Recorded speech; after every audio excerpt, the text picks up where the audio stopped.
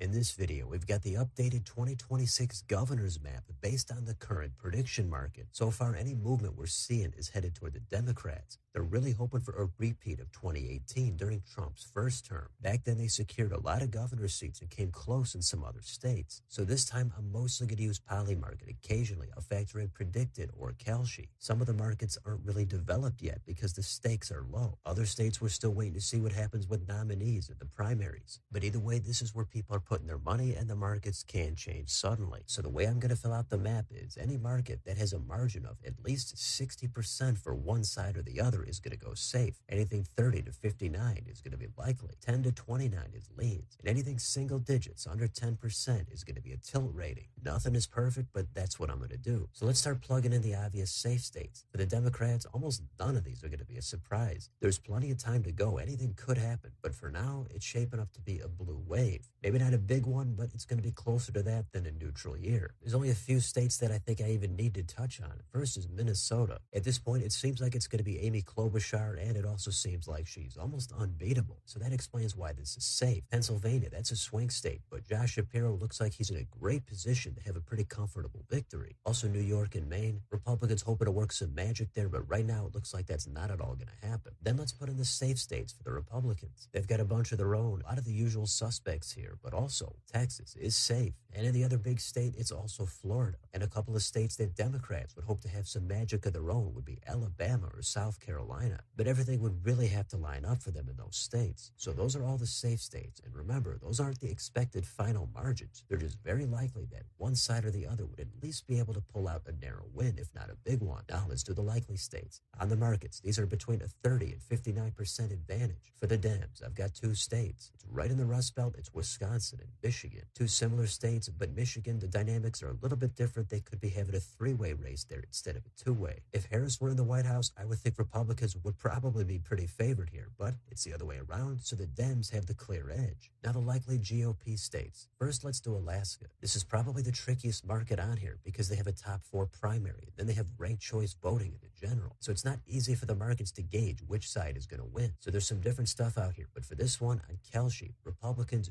do have the edge. It's going to go down as a likely margin, but we'll see. Next, it's Kansas. Here's a pretty red state on the surface, but they've got a two-term Democratic governor. Given that she's term limited, and even though Trump is in the White House, it seems like the Dems are still the underdogs here. Now, if you think they can't win, they just did it twice, and this would be the ideal environment for them to do it in. But Republicans really hoping to flip this one back so they don't have to keep dealing with vetoes and trying to override them. Next, we've got two more states in the Northeast. It's Vermont and New Hampshire. These states have two-year terms for governor. Vermont is a tricky state because it's very, very blue, but the liberal Republican governor wins by gigantic landslides and is extremely popular. If Phil Scott runs again, he's likely unbeatable. If he doesn't, then it's a totally different race. But that's why this market is likely. In New Hampshire, Kelly Ayotte, the freshman Republican, is looking to secure a second term. She's carved out a bit more of a moderate path. That's going to help her in a blue-leaning environment in a federally blue-leaning state. Now we'll do the competitive states one by one. We've got 5 left. We'll start in the West. We've got Nevada. This is Joe Lombardo, probably against Aaron Ford, the AG. Lombardo is reasonably popular, but it is a purple state, and the environment is going to favor the Dems. The market right now is a pure toss-up, but the last I checked, it's actually going to be a narrow flip and a pickup and go tilt for the Dems. Next door in Arizona, this one is also going to go toward the Dems, but it's by a little bit more convincing